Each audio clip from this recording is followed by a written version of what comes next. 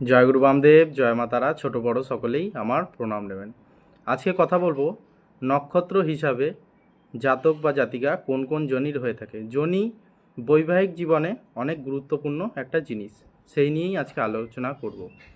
অশ্বিনী ও সদ্বিষা নক্ষত্রের জাতক জাতিকারা ঘোড়া জনির হয়ে থাকেন। হস্তা ও সাথী নক্ষত্রের জাতক জাতিকারা মহিষ জনির হয়ে থাকেন। ধনিষ্ঠা ও পূর্ব ভাদ্রপদ নক্ষত্রের জাতক জাতিকারা সিংহ জনির হয়ে থাকেন। ভরণী ও রেবতী নক্ষত্রের জাতক জাতিকারা হাতি জনির হয়ে থাকেন। কৃতিকা ও পুষ্যা নক্ষত্রের জাতক জাতিকারা মেষ জনির হয়ে থাকেন।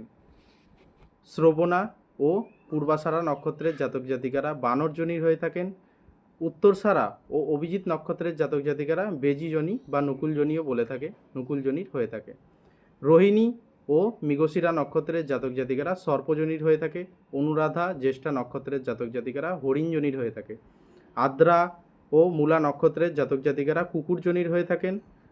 পূর্ণবসু ও অশ্লেষা নক্ষত্রের জাতক জাতিকারা বিড়ালজনীর হয়ে থাকেন। মওগা ও পূর্ব ফাল্গুনী নক্ষত্রের জাতক জাতিকারা ইঁদুরজনীর হয়ে থাকেন। বিশাখা ও চিত্রা নক্ষত্রের জাতক জাতিকারা বাঘজনীর হয়ে থাকেন। উত্তর ফাল্গুনী ও উত্তর ভাদ্রপদ নক্ষত্রের জাতক জাতিকারা গরুজনীর হয়ে থাকেন।